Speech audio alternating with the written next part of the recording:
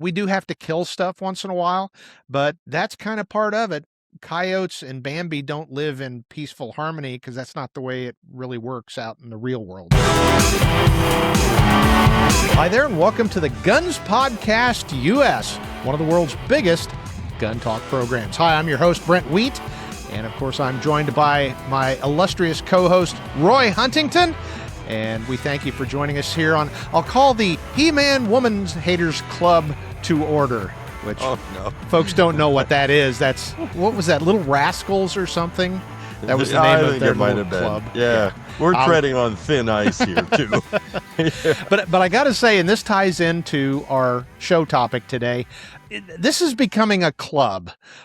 This is like the lodge meeting that I don't go to every, Wednesday or whatever. And I'm really starting to enjoy it. So that leads right into our topic today, Roy, because we didn't have a topic and it's been a busy, crazy week. So I thought, let's go back and look at some comments and letters we've got, and lots of great stuff in there. Folks have been writing in, and so we're going to talk about some of that. A couple of quick things that I normally leave for the end of the podcast, but let's do it right out of the gate. First of all, make sure that you go to Guns Podcast US. That's where you can learn more stuff, get the backstory, and see some of our other projects. Lots of good stuff there. Guns Podcast US, and merch is actually selling, Roy. At some point I'll be able to buy lunch at McDonald's, so keep buying those t-shirts and mugs, and we keep talking about I got to get some of the other stuff up, the King of the Grumpy Forest and the Fuddiest of the Fuds and the Lethal Thuds, and we'll get that up soon. But anyway, appreciate those folks. It's just amazing that folks want to pay money to wear our gear, so that's pretty cool. And the mugs. Let's see. Also, this week, like I said, it's been busy. It's post July 4th. Roy, those chipmunks, they are cute, but they're destructive little SOBs. And what I've discovered in my hunting quest in the backyard, those things don't set in one spot very long. You got to be quick. And I've missed one, but that's been my big game hunting experience for the week. How do you deal with them out there? Probably what, a 12 gauge or... I am forbidden to harm a chipmunk. What? Oh, they're destructive. I know. I think the problem for us, or not the problem, the reason why the chipmunks skate is that on the scale of destructive, they're like at the bottom, I mean, I've had, now let's see, in the last 2 weeks, I've had 2 raccoons attempt to tear into the chicken coop. Right. Hawks are everywhere. The foxes are having babies. The coyotes are, and so it's like the chipmunks are the least of our worries right now. Maybe if we had a decorative garden or something like you guys have in your backyard where they're in there eating all your little seeds and stuff, Yeah, absolutely. Yeah, and the 12 gauge would be about right, because they always say use enough gun, right? Exactly. You don't want them charging you. No. Yeah.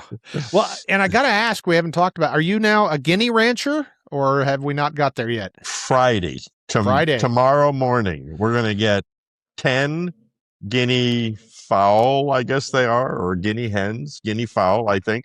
They're evidently not chickens. They're like something other than chickens. So, but they're badass chickens. From what they I really hear. are. They're like the Arnold Schwarzeneggers of this, and it's a hoot, because if people are listening and any of you guys raise chickens, you may raise guineas too. I don't know, but chickens, you like keep them in we have a big walk around coop, and you got to protect them from things, and they try to die all the time and all that kind of stuff. Well, these guineas, these are fearless sons of bitches. I mean, and as a matter of fact, apparently you just bring them home and let them go.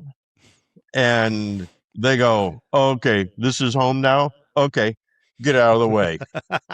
Yeah, you don't have to feed them. Yeah, I mean, you don't roost them at nighttime. They just they go up in the trees, and they can actually fly. Like they can fly, not like a chicken can kind of flap and soar a little bit. Yeah. So, and apparently I've talked to some people and seen some YouTube videos, of course, and like this one lady was saying, I live on 3 acres.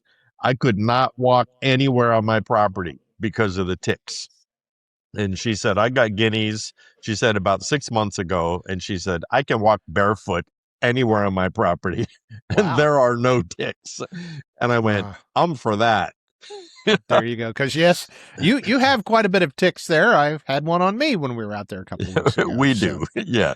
Yeah. So, well, anyway, lots of good stuff going on, and we'll look forward to hearing those adventures. But like I said, I've got lots and lots of letters and comments here. And if you want to add to that, you can ping us at editor at Guns Podcast US. And of course, if you're watching on YouTube, you're free to leave a comment. And Roy goes through those thousands of comments. You did a short the other day. It wasn't strictly a Guns Podcast US. It was for Guns FMG Pubs, our YouTube channel. And you're pushing like 1 million, right? It's crazy.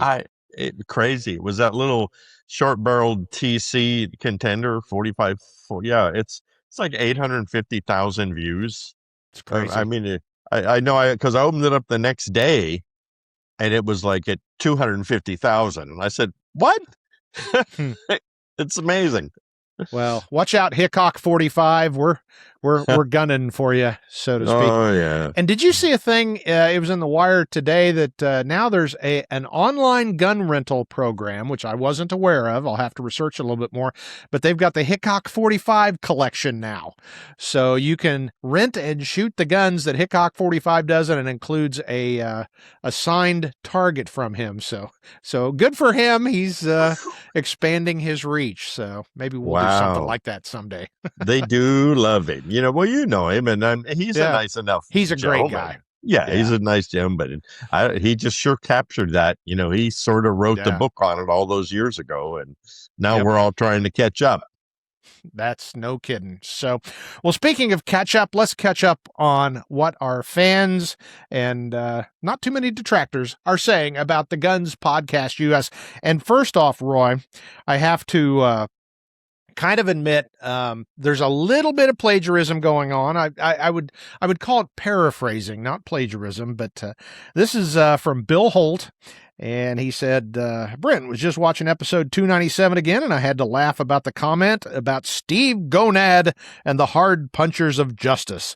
As a 33-year law enforcement veteran, I've seen these types in one form or another along the way, just as you and Roy have. I recently started using ChatGPT, and after seeing that video again, I had some fun with that concept. I humbly offer this rendering of Commander Gonad.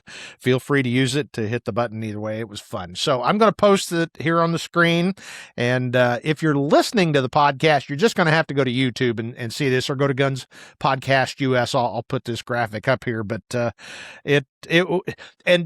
plagiarism part, actually, the writer Dave Barry, in one of his stories years ago, talked about like Brock Gonad or Bill Gonad and, the punchers of justice or whatever. So that really struck me as funny, because as we were saying that I've seen those types, military law enforcement, they're just a little too macho for the cause. But Bill here did this rendering, and I'm going to post it on the screen right now for Roy's consumption.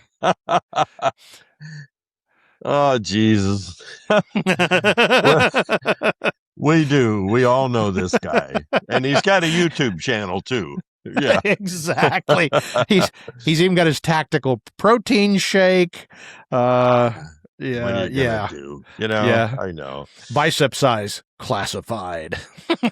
I always like that. And I know you probably had them too, but we had the muscle guys would always get their uniform sleeves tailored so they were tight. Well, of course. So they would be tight around their bicep. It's like, really, man, nobody cares. Okay. Just stop it. They do. I know. So, and nothing against the gym guys. I would like to be a gym guy, but I'm not willing to devote my entire life to doing bicep curls every day. So it's true. Anyway, we got a letter here from Ronnie. He's a regular viewer and listener, and he writes in quite a bit. As usual, I enjoyed your recent podcast with Susie about her hunt in Alberta, and that was, I actually wrote it down. That was episode 339. We called it 2 hours, 2 shots, 2 trophies. You mentioned something I think you really ought to follow up. You and Roy or Susie or Ken should do a podcast to educate those that don't understand what hunting supports. I'm sure you can do it better than me, but let me give you an example. And he goes on to talk about dealing with the editor of the local paper. So he ends it with, I'm sure there's a lot of people like those that blasted Susie about her hunting that will not listen to you regardless of how politely you explain it, but I'm sure you can educate a lot of open-minded people that just don't know. How about that for one of your future podcasts? So I like that idea, but we talked about it on the podcast. Susie was, I wouldn't say she was flabbergasted, but I think she was surprised that people from her past came crawling out of the woodwork to call her terrible things online, and I just don't get that. So has that slowed down any? Do you know, Roy? Well, she of course pokes them every once in a while, Well, there's that. Hey, here's another picture of me with my dead bear, her bear, and but that's funny.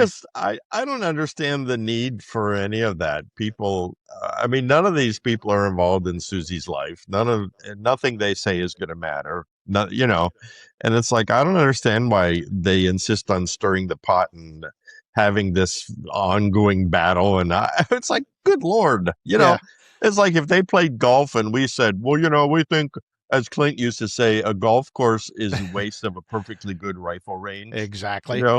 And it's like if we start capping on them about, and you're cruel and it's not good for wildlife and they're just like going, hey man, I'm just playing golf. Okay. Yeah. Right? It's crazy. I don't know. Crazy. It is amazing. I don't think we'll convince any people. It's like, I appreciate what the guy, Ronnie, I think it was saying is that, a lot of them maybe don't understand, right? That, the taxes we pay, everything supports the infrastructure.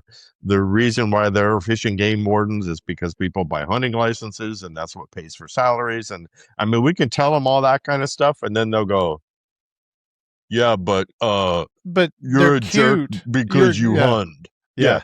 Because I tried for a while. I think I even wrote an article about it one time. It's like, if you're really pro wildlife and you really want to help, right, then you should buy a hunting license. Exactly.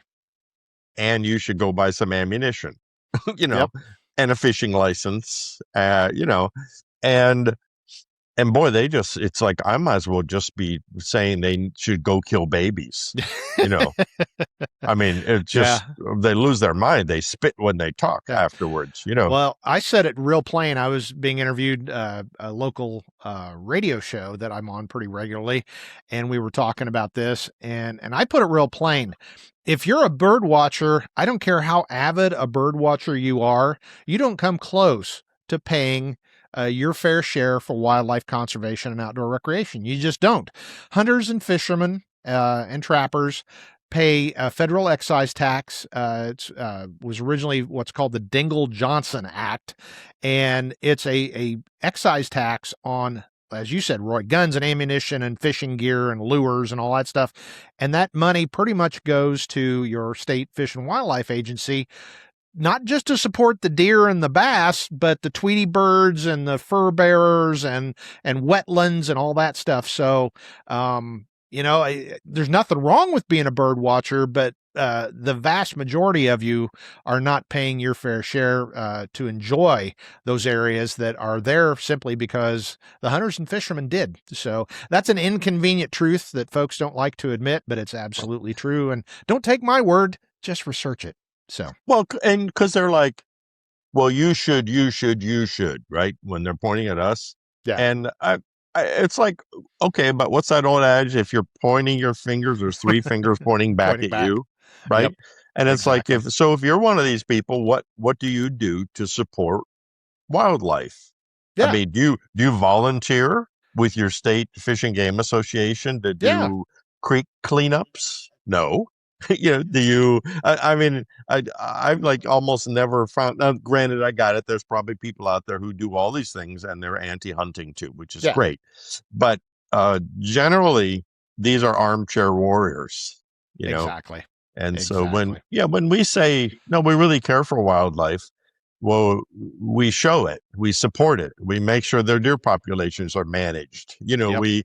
I mean, you and I both have gone way out of our way to do something like, save a fawn that we saw in distress, and Yep. then they go, well, why would you do that? What are you going to do? Shoot it? It's like, no, you know, Yeah. The people who love the outdoors and wildlife are the most, by and large, are the hunters and the fishermen, because we're out there and we love it. And yeah, we do have to kill stuff once in a while, but in my beliefs and upbringing, that's kind of part of it. Coyotes and Bambi don't live in peaceful harmony, because that's not the way it really works out in the real world. So I don't know. We probably do need to make an entire episode of that, and it'll be interesting, because I'm sure a few folks would be loud and vocal in their hatred. But it's anyway, true, but we'll never convince them otherwise. Yeah. And so I don't know. Well, this is a heartwarming letter from the email address doesn't say the name, but I'm guessing Tony is part of it. I actually appreciate that the mustache addresses old guns. I'm not younger, just not as old. I'm Gen X. Love single shots and revolvers. I especially love 1915 Stevenson and Remington #1. Keep it, love it. Got my buddy's girls on a 19.5. They're under 10, so it was super cool to get attention at the range. So, our audience tends to skew older, but it's really uplifting to me when the younger folks chime in. And we've talked about that before. Yeah, we get that, but it's pretty cool when you get a younger person saying that I really like what you're doing there. So I see it a lot. Yeah. I mean, I see it a lot. And a lot of times they'll say, as a 25-year-old new to shooting, and then they'll say, I appreciate the, information you guys bring, or I appreciate your tips and tricks and shooting ideas and history. And, but yeah, it used to be, I never saw that. And now it's pretty darn regular, Yeah. Yep. Exactly. And, this is a whole topic, and we kind of talked about it a podcast or two ago, but there is so much garbage now on the internet and YouTube, AI generated stuff that we're real. Yeah, I use AI every day for tasks, but we don't generate our content. We are actual live people, and this is our actual live voices. And if you haven't figured it out, you go on YouTube, and I would say, oh my goodness, 3/4 of the videos that tend to come up in your feed are basically slideshows that are auto-generated, and the voice is simulated. And maybe they're accurate, probably not, especially when it comes to shooting. So anyway, James wrote, awesome hunt, Susie. Congratulations. Enjoyed your video very much. About the haters, those who know understand, those who don't never will. So I think that says it all. Pretty much. Okay, Roy, we'll see how much you want to divulge here. Doug writes, just curious, why did Roy move to Missouri? my answer would be to move out of California with a K, but I know it was a little more complicated than that. So no, that's pretty much it. It's just I tell people that they say, "Oh, I hate California. I hate this. I hate the governor. I hate their anti-gun." Somebody sent me a copy of a receipt that the other day, and he bought 2 boxes of CCI mini mag ammunition. It was almost $46, with licensing and background checks and taxes and whatever else it is. So I always wanted to live somewhere where I could shoot on my own property and have a shop and have a tractor and and a farm pond. And so we just started looking around, and then in early 2008, we found this place in Missouri.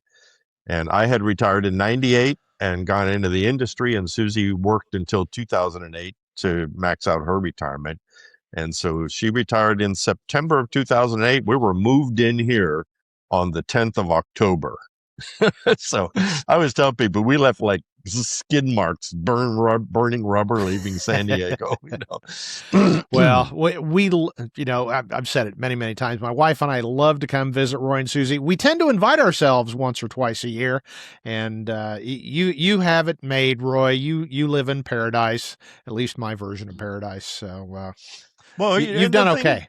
I appreciate that. People say, "Oh, you're really lucky," and it's like, no, it took me 45 years. Yeah, I was talking to a young guy. We exchanged a couple of comments, and he was saying, well, you guys are just a bunch of fuds, and life was easier for you. So you should try living today, right? If you're young." And I just said, well, no, it's exactly the same. I mean, everything costs the same now as it did when we were young yeah, because we made less money, right? And he said, oh, everything was handed to you. And I said, well, okay. I had my first job when I was 14.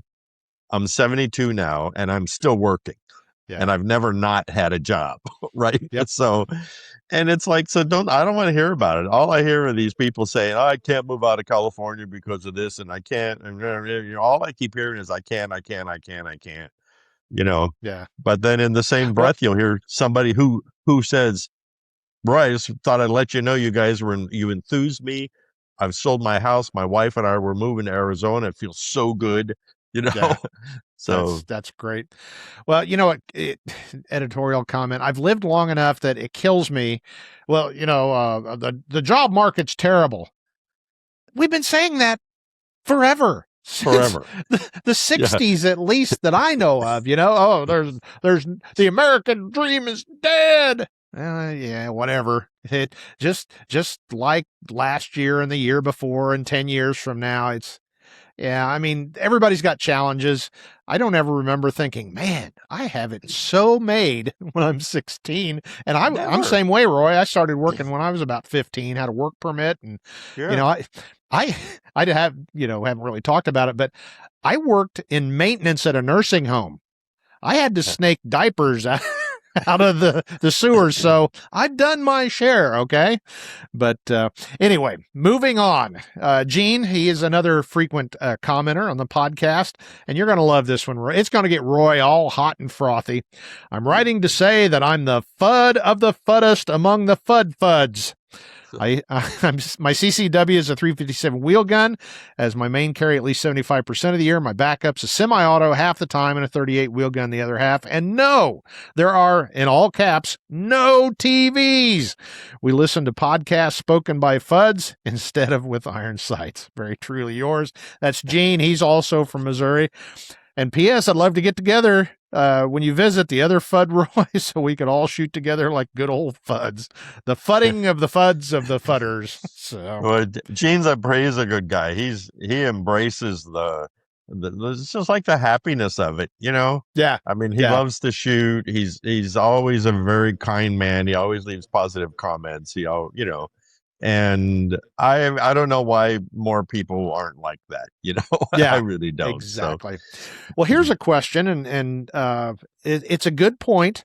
Hello, gentlemen. I'm sending this to the email Brent and Roy, and they put in parentheses. Hope it's okay using your first names. Well, of course it is. We're all buddies here, even though we haven't met. So, I've got two questions. First, Roy, in some of your short videos, I see you resting a revolver barrel in the yoke of your your ransom rest. I've always been told never to let a barrel touch the rest. Curious, is this a myth that this old dangerous FUD needs to have busted? And second one is, as retired Leo myself, I like pocket carry, whether it's a J-frame or LCP Max. I always use a pocket holster. My problem is the base of the grip wears on my pants pockets like a skull can in a cowboy's back pocket, ruining pants before their time. Any suggestions would be appreciated. And I'll take that one, like the podcast a lot, and that's Bill. I do pocket carry all the time, and I've just never really had that problem. So I'm not sure what's going on. I worry more about it printing, but with the proper holster, even that just looks like you've got a big wad of cash in your pocket. Which, if anybody ever tries to mug me, I'll say, yeah, I'll get my cash out of my pocket. But anyway, your thoughts on pocket carry and why you rest your barrel of your gun. And he makes a point. We talk about in rifle shooting, especially, never rest the barrel on anything.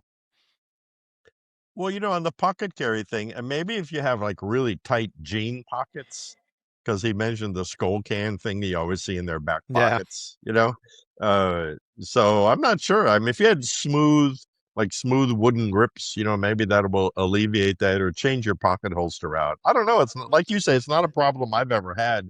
I've carried the same Ruger LCP Max in the same holster in the same pocket for the last 5 or 6 years, and I don't seem to have any problems with that. As far as that resting the muzzle thing, uh, well, with rifles, it's different because with rifles, you've got the weight of the rifle there, and you have harmonics in the barrel, and so you're basically just inserting another variable at that point. So there's a reason why they free float a barrel. So if you free float your barrel and then you rest the barrel on the on the rest, that doesn't make sense. But when you're talking about a 3.5 inch or 6 inch handgun barrel, there's nothing wrong with it. I'm the most accurate when I do that. I tend to have a little bit of padding there. And the secret is, at least what I think, don't mash down on it. You're not leaning down on the gun on the rest. Although I'm not sure that would really matter, but I just use it. You just to steady that muzzle while you're working on your press. So no, it works fine. You're not breaking any rules. Yeah. Yep. Exactly. Okay. This is a good one. Thank you. I now know where that term comes from. I think he means FUDs.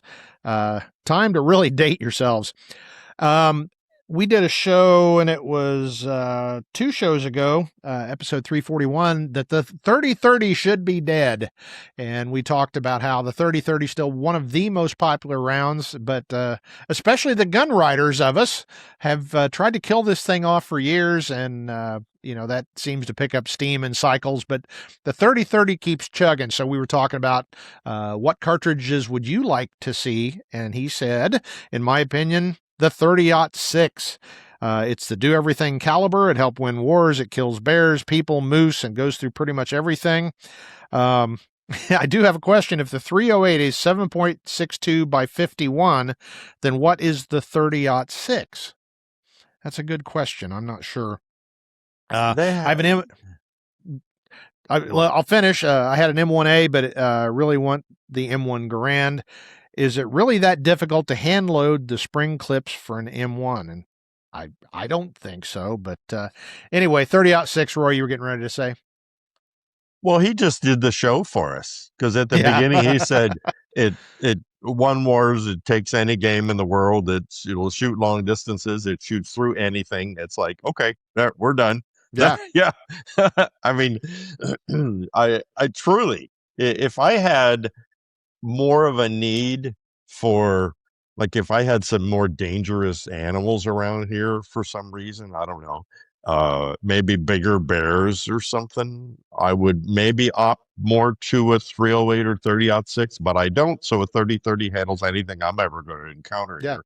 And, maybe if I lived in Wyoming and, the odd deer I had to shoot at was 350 yards, then yeah, maybe a 30-06, right? Yeah. Or 308 kind of a thing. So, but no, I think you could take our show that we did on the 30-30 and then substitute 30-06 for everything we said about the 30-30.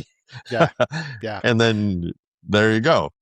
I would argue the 30-06 is actually more versatile because there's a huge range of bullet weights, and people use it for everything. Some folks use it for varmint hunting, all the way up to Africa game, non-dangerous game. And I know some dangerous game has been taken with it. So it really is a do-all caliber. So we Sam Fadala, who wrote with us for years, he was actually a professional hunter. He was a licensed PH in Africa. Yeah. And because of his reputation, he got a special permission to hunt some dangerous game with a 30-06. Wow. And so he took a big old nasty bison with a 30-06, 220, solid, one shot, boom, down it went. And because remember, they used to hunt elephants with 7x57 military ball ammo. Yeah. And so, there was a famous lion hunter, or maybe he was a tiger hunter in India, and he used the old Savage 22 high power lever action. Was that Jim Corbett? Yeah, it might have been Corbett. Yeah. Yeah. And then, today you would lose your mind if I Yeah. said I'm going deer hunting with the 223, people would say, "Oh my God, we're all going to die," Yeah. and you're going to wound animals and they're going to run off and Yeah. everything. But he was hunting tigers, for crying out Yeah. loud, and it A- evidently worked good enough. So Yeah, and that just goes back to what we talk about time and time and time and time again. In the hands of an expert, you can do about anything with about any round. But in the hands of somebody that's a rotten shot, even a 458, you know, uh, pick your caliber, the largest shoulder fired rifle cartridge in the world, you hit it in the leg, you still hit it in the leg. And as I've been told many times, a buffalo with only 3 legs is darn near as fast as a buffalo with 4. So it's really important to hit it where it hurts. So, well, I knew a fishing game warden in Texas, and in areas of Texas, the deer are so thick. yeah, I mean, we used to go on call hunts as a writer group. Usually it yeah, was the introduction of a new caliber or a new gun or something like that. And so we would go to some ranch in Texas and they would want you to take 5 does. hmm And so you would go out there and there would be 150 does. yeah, And so it wasn't like we were murdering the things that were, going extinct. yeah, But I met a fish and game warden there, and he had a suppressed bolt action 22 Magnum rifle. I think it was an Anschutz, hmm and they specifically used that to call deer around like the water holes and stuff yeah, like that. Because they would go out and say, "Okay, I have to shoot 25 tonight." yeah, Well, you don't want to shoot a 308 because then they all run away, right? yep, And so, but that was another classic case of if you hit them right, and he shot from his truck from a rest, headshot him, bingo, we're done. 22 Magnum, I don't advocate that. I just want to say don't do that. Okay. yeah, yeah. But if you have a job like that, you're qualified and you have the talent, well then yeah. But Yep. yeah, I It's all, agree. 30-06. I have a Ruger #1, or not #1, Ruger American rifle, the first generation. And mhm. we went to the FTW ranch when they first were introducing them. And we zeroed at 50 yards, and then we shot from there out to 1,000 yards. Same rifle, same scope, same load, same everything, 30-06. hmm It's like, well, that paints a pretty vivid picture. Yeah, yeah, exactly. Well, time for a couple more here. Okay, this one will get you all hot and frothy too. I'm not a fan of putting TV on my gun. Is a red dot a substitute for a scope on a long gun? I've always shot iron sights and don't own a scope. Um, it can to some degree. I mean, you look at like the military, with no magnification red dots. I mean, do you call that a scope if there's 0 magnification? I would call that more of a sight. To me, I think a scope magnifies, and the object is of magnification is to bring you closer to your target so you can be a little more discerning about where you're going to place the aiming point. But yeah, it's the same family but different family tree, I guess you'd say. So, thoughts on that, Roy? Aside from you don't like TVs? No, I agree with you. I was just actually shooting a red dot sight, and it had a 3 style reticle, so it had a dot, a circle, and a circle with a dot, right? Right. And so that was interesting, right? I found out the circle and the dot really obscured the target a lot. Mm-hmm. And if I was trying to see a rabbit sitting somewhere, you probably wouldn't be able to. But I was reminded, I mean, if I was losing my eyesight and I couldn't see very well now and I still wanted to shoot, I would absolutely put a red dot on whatever it was I was shooting if I could see that, you Yeah. know. And a lot of people say they can see green better now too, so that's starting to be a thing. Yeah. Not And red that's dot my sights. choice. I like the Yeah, green. green dots. And but what frustrates me with trying to hunt with a dot sight is that, boy, unless you've got like a 1 or 2 MOA dot, I mean, even a 3 or 4 or 5, sometimes there's these 6 MOA dots. Well, when you put that on the side of a deer at 100 yards, I mean, you're shooting at like the whole shoulder of the deer. Yeah. Yep. You're not shooting at a part on the deer, Yeah. which is what a rifle scope will do for you. So Yep. And I know on some dangerous game rifles in Africa or big bears in Alaska, some folks will use a red dot optic, but that's a different deal. That's you've got a Yeah. big hairy thing coming at you from 25 yards away with teeth. You need to, put that on there right now. So um, it's it's what we always go back to on the red dot, the optics and all this. It's whatever you're good with. If it makes you better, faster, stronger, go for it. And if you just like it, great. If you don't, nothing wrong as long as you're competent with whatever it is you're using. So Yeah, I that's think I would ask, or I would recommend him to just jump on Amazon, find some $50 or $75 red dot sight, buy it, stick it on whatever gun he wants to, and try it. yeah. If he has a Nirvana and Angel sing in the background that he's suddenly able to do something, well then there you go. Now go buy a better sight. Yeah, exactly. I was shuffling through the papers. You already covered this, but I thought it would be interesting from RJ. That was an interesting podcast talking about the cartridge one, 341. As an octogenarian, I remember when all the writers said the 30-06 was passe, and I kind of remember some of that. Living in the western U.S., shots are generally longer, but 250, 350 are well within the capability of the 06 if a longer shot is there. Our guide used to say, why? A point that you've made. So just a different perspective from RJ. So we kind of already covered all that, but it was kind of nice to see he wrote about all that. And I'll set up the softball pitch to Roy. We've talked about this before, but your old saying, which came from other writers of, you took a 500-yard deer, maybe someday you'll be good enough to get closer. It's really true.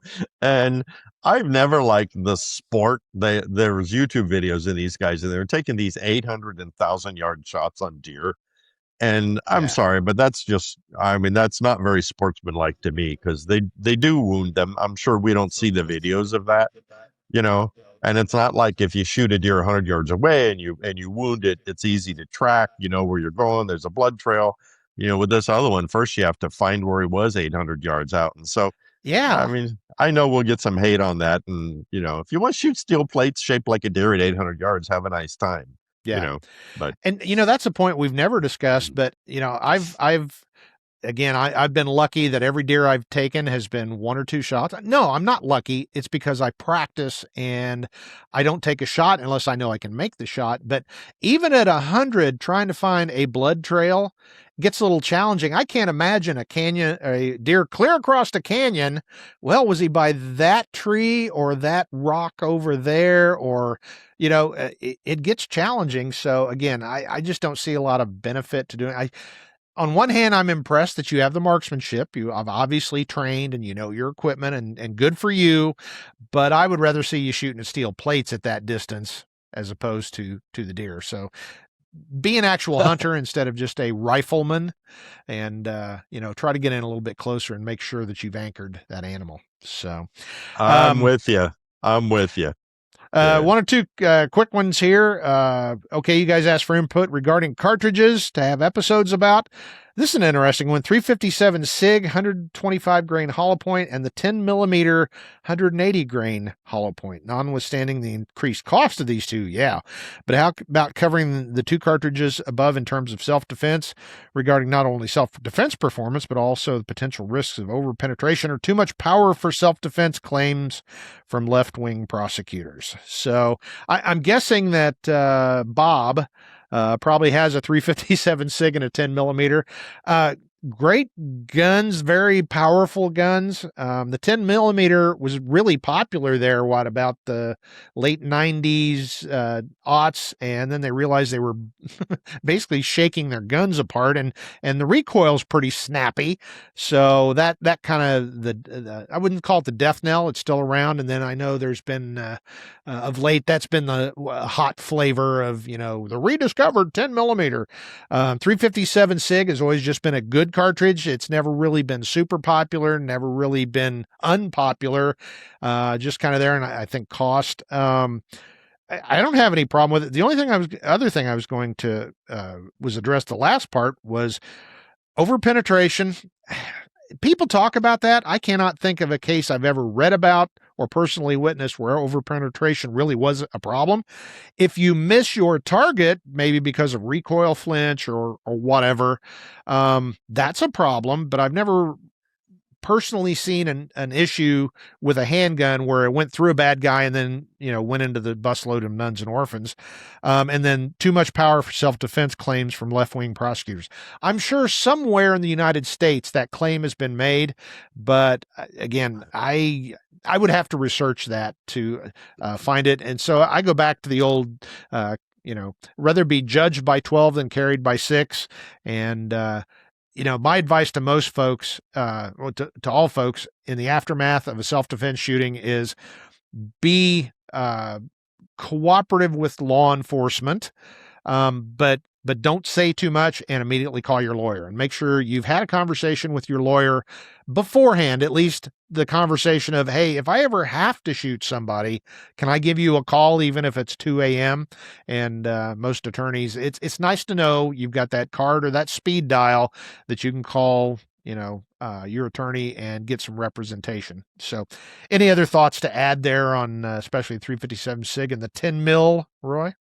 I think you're overgunned on both of those situations, frankly. You don't need either one.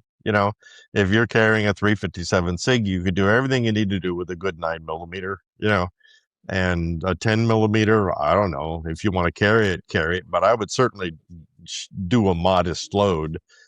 Have that 180 run at 850 feet per second. Yeah. You don't need 1,200 feet per second. So I'd put it in the category of the guys that carry 44 mags. You can, but do you really need to? And again, there's probably that guy out there. I'm sure Rob Latham could carry a 44 and in a self-defense shooting put all the shots where he needs to. But for every Rob Latham, there's the rest of us. And again, there is such a thing as too much gun, as we just talked about. You got to put the bullets in the right spot, and the power equation will take care of itself. So, but again, our disclaimer, Roy. But if you want to carry it, fine. Just make sure you can actually hit with it. So, one quick last one here. This is from David. Turned 65 today, so I guess I'm a FUD. I'm a 30-year LE veteran, LE trainer and firearms instructor. The only shooting I was involved in involved a barricaded suspect who was in an apartment doorway armed with a long gun held at port arms, threatening to kill me. During this 20-minute standoff, I made the decision if he leveled the gun, I would be forced to shoot. He did, and so did I. Strange thing is, I don't recall shooting. I missed by 2.5 inches hitting the doorway he was trying to shoot around. Distance was about 16 yards. Very common, and I'm kind of chuckling because I'm sure the guy that was leveling the gun probably had second thoughts after that bullet hit right next to him. I remember thinking, see your sights and you'll hit. Seconds later, he tried again and I shot and he went down. Again, don't remember pressing the trigger. My sole focus was the gun and where it was pointed. Most of my shooting these days, bench rest rifle or close range self-defense practice. Since I'm now in a wheelchair, I just worry about getting off me shot. Red dot optics topic made me wonder about how a red dot would have worked in that situation. Nighttime with blue lights flashing and several other officers present with mag lights shining on the suspect. Seems to me iron sights are simpler. And not to rehash that whole episode, but I'm an iron sight fan because it allows, I'm a red dot fan because it allows me to see something in focus, unlike that front sight. Roy is obviously 180 degree different, but the only thing I'll add to that is shoot what you know you can shoot with. So, Roy, you've been in similar situations, and you're a strong advocate of, I saw the gun and I focused on the gun. I wasn't worried about the front sight. No, and that's why I'm surprised he said he was concentrating on the gun. In the situations I've been in, all of my focus was on the threat. Yeah. And I barely saw over the top of the sights. I knew I was pointing in the right direction, but it was like you're really watching the bad guy. Yeah. So, yep. So, but he makes good sense. He's more worried about the get off me shot. So being mobility limited, and good for him that he's practicing and thinking about these things. That's truly, that's the key to the whole thing. It's not that, I've got a gun and I'm a gunfighter now. We've talked about that a lot. And he's actually trying to think about this. It's a thinking person's occupation. So, Roy, before we get to the housekeeping, any final thoughts on any of this? No, I think, well, he brought up a good point. Though. He's worried about the get off me shot. You don't need a red dot sight for that. Yeah, true. I mean, to me, it's all gun handling skills. Can you get to your gun? Can you operate it safely? You're in a wheelchair. Do you have any other disabilities that are going to affect you? I would work my way through all that stuff, and a red dot is just simply you don't need that. So yeah. And I was just sitting here thinking, I've never heard anybody talk about this. I have on occasion dropped a gun during a presentation. It's only happened a couple of times, but in the many, many, many presentations, I've dropped a gun a time or again. If you're in a wheelchair, man, that would be a real bad day. It's bad enough when I'm standing there and I'm able-bodied, but man, if you fumble something in the heat of the moment, so that might be something to consider, and a backup piece might not be a bad idea. Yeah, I agree. Something I'd never thought about till that moment. So anyway, as if you've stuck with us this long, you know that we really do like seeing the comments and the emails. You can, of course, reach us editor@gunspodcast.us, or if you're watching over on YouTube, leave a comment. And I got to say that very first thing, you got to go see the Steve Gonad and the Hard Punchers of Justice. That is a wonderful graphic that our correspondent sent along. So I'll make sure I get that posted. But do check out gunsmagazine.com. That's where all the gun goodness is. You can sign up for our newsletters, and I still write there weekly. And so does Tank Hoover. And you never know what's going to show up. And then all the stuff we've had all these many years. Again, Guns Magazine was the first newsstand shooting magazine, and I agree with you. I get wistful and misty-eyed when I think about the hard copy print magazine and seeing it on the newsstand, but it is what it is. But you can still read most of those stories and read new stuff over gunsmagazine.com. And again, sign up for our newsletter. Of course, Guns Podcast US, we've got merch there. We've got good merch there. And you can also read some of other stuff I write and observations about life. So any final parting words, Roy, before we get on out of here to go enjoy the rest of our very hot day? That's right. No, just be kind. I mean, that's all. Have a good time, enjoy your shooting and all that, but don't get all your hair on fire over stuff that you just don't need to be wasting your energy on that. So. Exactly. By the time you reach our age, energy is a limited quantity. We talked about that a couple of episodes ago in podcast about what it's like to be an older shooter. And I think for me, that's just it. It's just, you don't have the energy, mental or physical, to deal with all that. So just live the best life you can and enjoy shooting and support other folks that are shooting safely. So anyway, on behalf of my, illustrious co-host, Roy Huntington, of course, I am Brent Wheat, your host of the Guns Podcast US, and it certainly is, now that the warm weather's here, summertime's here, the living is easy, it's time to get out there and get shooting.